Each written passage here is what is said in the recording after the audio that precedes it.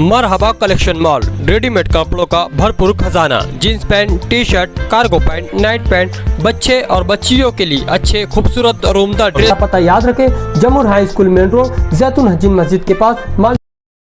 जनाब सदर साहब और आप तमाम साथियों, जब मैं यहाँ आई शकील भारती साहब की तकरीर चल रही थी। उनकी तकरीर का मतलब क्या था मैं समझी। मैं आप लोगों के सामने इलेक्शन में उम्मीदवारी कर रही हूँ, वोट मांगने आई। मुझे किसी की वोट काटना और किसी की वोट लेना नहीं है। मुझे वो वोट चाहिए जो मेरे बाप की थी। मैं मेरे बाप की वोट लेने आई हूँ आप लोगों के पास। ये इनकी वोट उनकी वोट क्या वोट थी निहाल अहमद की, और उनकी बेटी तुमसे वोट मांगने आई है, जिसपे पहला हक मेरा है। 5 साल गुजरा, आप लोगों ने देखा। 10 साल मुफ्ती इस्माइल साहब ने मालेगांव शहर की रहनुमाई की, एमएलए बन के 15 साल शेख रशीद का खानदान ने किया। आप ये देखो कि साथी निहाल अहमद के इलेक्शन हारने के बाद से, जब उस वक्त कहा जाता था कि मालेगांव शहर में ये कॉलेज होना चाहिए, ये बाग होना चाहिए, ये बोल के इलेक्शन लड़ा गया। लेकिन इन 25 सालों में मालेगांव शहर एक देहात से भी बदतर हो गया। इतना बदतर कि बारिश में गटर का पानी सड़क पर आता है, ऐसा तो दूर की बात है। जब नल आता है तो रोड पे गटर का पानी बहकर आता है। जहां मजहब के नाम पे सियासत होती है, ये कहते हैं ये आलिम है तो इनको वोट देना है। अरे जिस मजहब का ईमान ये है कि सफाई निस्फ ईमान है, वहाँ सड़कों पे गिलाजत बहती है। लोग वो गिलाजत में से अपने पैर गंदे करके मस्जिदों और अपने घर में जाते हैं। उस वक्त कहाँ जाता है कि हमारा मजहब, ये कम से कम इतना तो सोचना चाहिए था कि मालेगांव शहर के लोगों का आधा ईमान तो तुम गंदी गटर जो सड़कों पे बह रही है, इस पर तुम खराब कर रहे हो। मैं अपने इलेक्शनी प्रचार की शुरुआत यहाँ से कर रही हूँ। वोट मैं वो मांग रही हूँ जो मेरे बाप की है, और मैं इलाके में वो खड़ी हूँ जो मेरे बाप के बाप का है। इसलिए मेरा पहला फर्ज था इस इलाके से अपने इलेक्शनी मुहिम की शुरुआत करना। मैं अपने इलेक्शन में, जो मुस्तकीम साहब कह रहे थे कि मालेगांव शहर में जब इलेक्शन हुआ 2019 में, तो ये बोला गया कि बैंकें आएगी, जो बैंकें आएगी वो तो जाने दो, जो यहाँ बैंक ऑफिस थी वो उस तरफ चली गई, जिसको रोकने में मालेगांव शहर का नुमाइंदा पूरी तरह हर मामले की तरह इस मामले में भी नाकाम रहा। और आलम ये है जो बता रहे थे कि एक नहीं, दो नहीं, सैकड़ों औरतें रात रात भर बैठती थी। सिर्फ इतना ही नहीं, कुछ औरतें ऐसी थी जो जिन्होंने 10 दिन का बच्चा, 12 दिन का बच्चा लेके लाइन में रात भर, तब भी इनको शर्म नहीं आती थी। ये देखना था दोनों तरफ के लोगों ने कि जब मजहब के नाम से तुम सियासत करते हो, जब शहर का अमन खतरे में होता है ना, तो घर से जब लड़का निकलता है तो उसकी माँ, मालेगांव शहर में आज भी माँ बोलती है कि बेटा नदी के उस पार मत जाना, शहर में टेंशन है। उस इलाके में इस शहर की माएँ बहनें पूरी रात उस इलाके में थी। ये शर्म की बात है। ये बात को समझते हुए भी वोट मांगने का हक नहीं है नुमाइंदे को। मालेगांव शहर के बेहतर मुस्तकबिल के लिए मैं उम्मीदवारी कर रही हूँ। मैं इसलिए आपके सामने आई हूँ। मैं भी शफीक भाई से बात कर रही थी। शफीक भाई बोले मैं आज तक कोई जलसे और मीटिंग में नहीं आया, आज पहली बार मैं आया। तो मैं मानती हूँ कि बुलंद इकबाल के इंतकाल के बाद, वो मेरे भाई के दोस्त थे, उनको ये लगा कि शान ने खुद को अकेला नहीं समझना चाहिए, इसलिए कहीं ना कहीं बुलंद की तरफ से मेरे लिए वो शफकत लेकर यहाँ आए हैं। मैं उनकी शुक्रगुजार हूँ। ये इलेक्शन जो है वो आने वाले मुस्तकबिल को तय करने वाला। एक मुस्तकबिल ये कि मजहबी नाम पर, मजहबी चोले पर तुम अगर अब भी जज्बाती हो गए तो 5 साल में कई 12 नवंबर होंगे, 5 साल में कई गढ़ की यात्रा आएगी जहां तुम्हारे दुकानें मकानों पर हमले होंगे। उस वक्त कोई नुमाइंदा जो मजहब के नाम पे वोट लेकर जाते हैं, कुछ गुंडागर्दी करके पैसों के नाम पे वोट लेकर जाते हैं, लेकिन ये 5 साल कभी वो कौम को बचाने के लिए नहीं आते। उस वक्त भी हम, जब मेरे शौहर जेल में थे, उसके बावजूद बावजूद मैं 12 नवंबर के वक्त पे लोगों के साथ लड़ती रही, इसलिए कि 12 नवंबर में जो खौफ लोगों पे आ गया था, लोग डरते थे कि अगर हम किसी तरह का धरना मोर्चा करेंगे तो पुलिस हमको पकड़ लेगी। वो भरम तोड़ने के लिए मैं सड़कों पर आई थी। एक प्रोग्राम मैंने जानबूझ के अतिक्रमण के खिलाफ जेटी के सामने रखा था। रिजवान सर मुझे बोल रहे थे अभी ज़रूरत नहीं है ये प्रोग्राम की। मैं बोली प्रोग्राम की ज़रूरत नहीं है, मैं जानबूझ के ये प्रोग्राम कर रही हूँ ताकि लोगों को ये लगे कि धरना और मोर्चा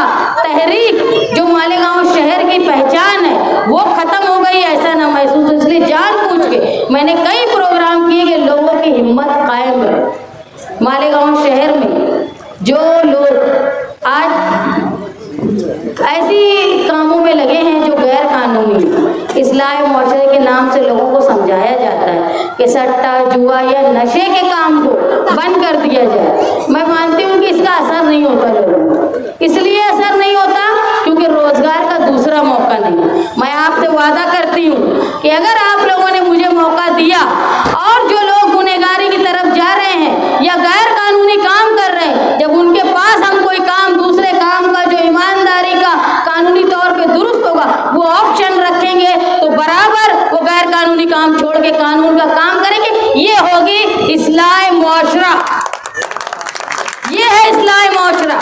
ये नहीं है कि तुम सिर्फ लोगों को समझाओ, रोजगार के बदले में रोजगार दो तो उसको इस्लाह मुआशरा होगा। और जो सड़कों पे गिलाजत फैली है, नापाकी लोगों के घर में पहुंच रही है, उसको खत्म करके हमारा कम से कम निस्फ ईमान तो बरकरार रहे, उसके लिए कोशिश मैं आप लोगों के साथ मिलकर करूंगी। मेरी माएँ बहनें जहाँ मेरी आवाज़ जा रही है वो सुन रही है। मालेगांव शहर जो है मेहनत कशों का शहर है, यहाँ मर्द के साथ औरत भी काम करती है। ये 1500 रुपए जो हुकूमत से मिले हैं सबको समझ रहा है वो इलेक्शन तक का है, इलेक्शन में लालच दी जा रही है, इसके बाद ये खत्म हो जाएगा। लेकिन आस जो हो गई है काम की, पैसे की, उसको बरकरार रखने के लिए हम हुकूमत की तरफ से ऐसी पॉलिसी, ऐसे कवानीन लाएंगे कि जो हुनरमंद औरतें हैं और जो गैर हुनरमंद औरतें हैं वो घर में बैठ के रोजगार हासिल कर पाए। बहुत सी ऐसी औरतें हैं जिनके शौहर ने उनको तलाक दे दिया, छोड़कर चले गए हैं या इंतकाल हो गए, वो औरतें अपने घर की कफालत आसानी से कर पाए। अगर कफालत सही नहीं होती तो समझ लो औरत आवारगी की तरफ जाती है। अगर उनको ईमानदारी से मेहनत से पैसा कमाने का मौका मिलेगा तो वो आवारगी की तरफ नहीं जाएगी। ये होगा इस्लाह मुआशरा, इसको बोलते हैं इस्लाह मुआशरा। मालेगांव शहर में हर कोई चाहता है कि अपने बच्चों को अच्छी तालीम दी जाए। तालीम जो है वो एक ऐसी चीज़ है जिससे लोगों के अंदर शऊर आता है, अच्छे और बुरे का फर्क महसूस होता है। जब तालीम लोगों में आ जाती है ना तो गुनहगारी से लोग दूर होते हैं। तो तालीम को सस्ती करके प्राइवेट स्कूलों की तरह प्राइमरी स्कूलों को बना के, पहले थी क्यों बड़े बड़े शायर, बड़े बड़े डॉक्टर, बड़े बड़े वकील, किसी ने सईद फरहानी साहब का, डॉक्टर सईद फरहानी साहब का इंटरव्यू देखा होगा तो उन्होंने बताया कि वो 1 नंबर प्राइमरी स्कूल से अपनी बुनियादी प्राइमरी तालीम वहाँ से हासिल की। मतलब तुम समझ लो अमीरों के घर के बच्चे भी प्राइमरी तालीम हासिल किया करते थे। यहाँ तक कि खुद साथी निहाल अहमद भी प्राइमरी तालीम ही हासिल किए। जो आज ATT हाई स्कूल है वो पहले इंग्लो उर्दू प्राइमरी स्कूल थी, वहीं से साथी निहाल अहमद साहब ने अपनी तालीम हासिल की। तो प्राइमरी निज़ाम इतना अच्छा कर दिया जाए ताकि मालेगांव शहर में जो 1ली से 7वीं तक का निज़ाम है वो प्राइमरी 1ली से 10वीं तक का हो जाए। और तालीम हासिल करने के बाद लोग अच्छाई और बुराई में फ़र्क महसूस करें। ये होगा इस्लाह मुआशरा। मालेगांव शहर के लिए तहफ़्फ़ुज़ का एहसास होना चाहिए, ऐसा तहफ़्फ़ुज़ कि आज जो सियासत चल रही है ना हरे झंडों की, मैंने इससे पहले जलसे में भी कहा कि ये बड़े बड़े नारे लगा रहे हैं, लेकिन जब ये वीडियो शहर के बाहर जाती है तो लोग देखते हैं, गैर मुस्लिम देखते हैं, वो देखने के बाद उनके अंदर शिद्दत पैदा होगी कि अब आएंगे ना मालेगांव के लोग, जब देखा जाएगा। अरे पूछो जो रिक्शे वाले देहातों में आते जाते हैं उनसे पूछो, जो ड्राइवर बैरून शहर सफ़र करते हैं उनसे पूछो, जो स्टूडेंट रोज़ा हर हफ्ता या हर महीना अपने घर में बम्बई से या दूसरे शहर से आता है उसको रास्ते भर क्या फील होता है, क्या तकलीफ होती है। जो लोग यहाँ से बाहर इतराफ में प्राइमरी स्कूलों में पढ़ाने जाते हैं, यहाँ तक कि मालेगांव शहर की बड़ी तादाद में खवातीन यौला में भी पढ़ाने जाती है, उनको तहफ़्फ़ुज़ का एहसास हो, वो इज्जत के साथ हिफाजत के साथ अपने घर वापस आए, ये कोशिश मैं आप लोगों के साथ मिलकर करूँगी। आने वाले इलेक्शन में बेहतर तालीम, बेहतर रोजगार, इसके साथ साथ हमारे तहफ़्फ़ुज़ का एहसास, और उसके बाद जो एक है हमारी सेहत का मामला।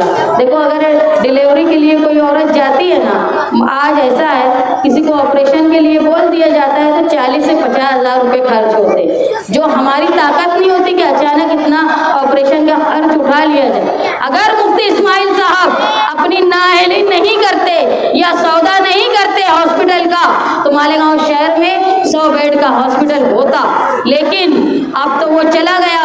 लेकिन जो था, बचा था, उसको बचाने के लिए हमने शिवाजी पुतले पे एहतजाज किया, और एहतजाज ऐसा किया कि हिंदू परिषद वाले वहाँ आकर बोले कि अगर इनकी माँ का दूध इन्होंने पिया है तो वो आकर बोले, यहाँ आकर हार पहनाए। हमने वहाँ धरना भी किया, वहाँ आकर हार भी पहनाया, और ये बताया भी कि मालेगांव शहर का मुसलमान माँ का ही दूध पिया है, लेकिन वो मसलहत से चुप रहता है। लेकिन मसलहत जो है वो टकराव नहीं होना चाहिए इसलिए, लेकिन पुलिस के ऊपर इतना दबाव रहना चाहिए कि अगर कोई शरपसंद तुम्हारी मस्जिद के सामने आकर नाच गाना करता है, कोई झंडा भगवा लहराता है, गुलाल फेंकता है, तो पुलिस को ये डर रहना चाहिए कि इस शहर का एमएलए ऐवान में सवाल उठाएगा और मैं सस्पेंड हो जाऊंगा, इसका डर होना चाहिए, जो मालेगांव शहर में नहीं बचा। क्यों? क्योंकि यहाँ के एमएलए, अरे एसपी और डीवाईएसपी तो जाने दो, साथ ही निहाल अहमद साहब कलेक्टर के पास जाते थे तो उसको बोलते थे, तुम हमारे नौकर हो, हम आवाम हैं, हम पब्लिक है, तुम पब्लिक सर्वेंट हो। लेकिन मसला ये है कि यहाँ के नुमाइंदे हवलदार को भी साहब साहब बोलते रहते, तो हवलदार भी अपने आप को मिनिस्टर समझता है। जहाँ तुम, अरे वो पगार कौन सिखाते हैं मालूम? पुलिस डिपार्टमेंट हो या सरकारी महकमे में जो पब्लिक सर्वेंट है ना, वो पगार खाता है जो पब्लिक देती है। तुम और हम जो टैक्स देते हैं, हम रोड पे चलने का भी टैक्स देते हैं। अरे हम तो ऐसे हैं कि ये टूटी फूटी रोड पे चलने का भी टैक्स दे रहे हैं। मालेगांव शहर में ये टूटी फूटी रोड से जो लोग गुजरते हैं, वो तुम समझ लो, मुझे एक डॉक्टर ने बोला, ऑर्थोपेडिक ने, कि मालेगांव शहर में 60% इजाफा हो गया है मनके की बीमारी के, ये टूटी फूटी सड़कों की वजह से। तुम समझो कि बुजुर्ग इस सड़क से कैसे गुजरते होंगे, एक औरतें, हामला औरतें इस रास्ते से कैसी गुजरती होंगी। इन सब की तकलीफ का जवाब देने का वक्त जो है वो तुम्हारा इलेक्शन तुम्हारा जमहूरी हक है, वो हक जिसमें तुम अच्छा और बुरा तय करोगे। 10 साल मुफ्ती इस्माइल साहब का देख लिए, 15 साल वो बंदूकबाजों का तुमने देख लिए, अब वक्त है तुम्हारे निहाली बेटी का वक्त देखने का। मुझसे वादा करो कि 20 तारीख को, 20 नवंबर को जो इलेक्शन होगा, उसमें मुझे इसकी उसकी वोट नहीं चाहिए, मुझे मेरे बाप की वोट चाहिए जो तुम लोग हो। मुझे वोट देकर मेरी माएँ बहनें जो मेरी बातें सुन रही हैं, तुम ये समझ लो, मेरे पास ना मजहब की तलवार है और ना गुंडों की जैसे बंदूक है, मेरे पास सिर्फ वो है कलम। मैं LLB हूँ, मैंने कानून पढ़ा है, मैंने MBA किया है, मुझे बिजनेस भी समझता है। मेरी माएँ बहनें, मैं अकेली हूँ, लेकिन मैंने निहाली वर्कर और इस शहर की माँ बहनों की ताकत पर इलेक्शन में उम्मीदवारी की है। मैं जहाँ रहती हूँ ना, इतना सूना इलाका है कि अगर कोई हमला करने की कोशिश करे ना तो बहुत आसान है, लेकिन किसी माई के लाल की हिम्मत नहीं है आज कि निहाल अहमद के इंतकाल के सालों बाद भी कोई उसके खून पर नजर उठा सके। ये ताकत है तुम्हारी। इस ताकत को दोबारा जिंदा रखने के लिए जो इलेक्शन हो रहा है उसमें मेरी माएँ बहनें मेरे हौसले को कायम रखे। मुझे औरत होने के नाते तुम्हारी तकालीफ, तुम्हारी मुश्किल मैं जितनी आसानी से समझ सकती हूँ, तुम मुझको जितनी आसानी से बोल सकते हो उतने किसी और को नहीं बोल सकते। देखो मुसलमान, एक ही सुराख से बार बार डसा नहीं जाता, तुम डसे जा चुके हो। अब वक्त है निहाली खून की। आने वाले इलेक्शन में फॉर्म भरने के लिए 29 तारीख को मैं मल्ले की मस्जिद से मंगल के रोज निकल रही हूँ 10 बजे। मेरी उम्मीद है, मेरी चाह है कि मेरे निहाली साथी मेरे वालिद की जगह, मेरे भाई की जगह और मेरी बहनें, मेरी माएँ मेरा हौसला देने के लिए वहाँ ज़रूर शिरकत करेगी।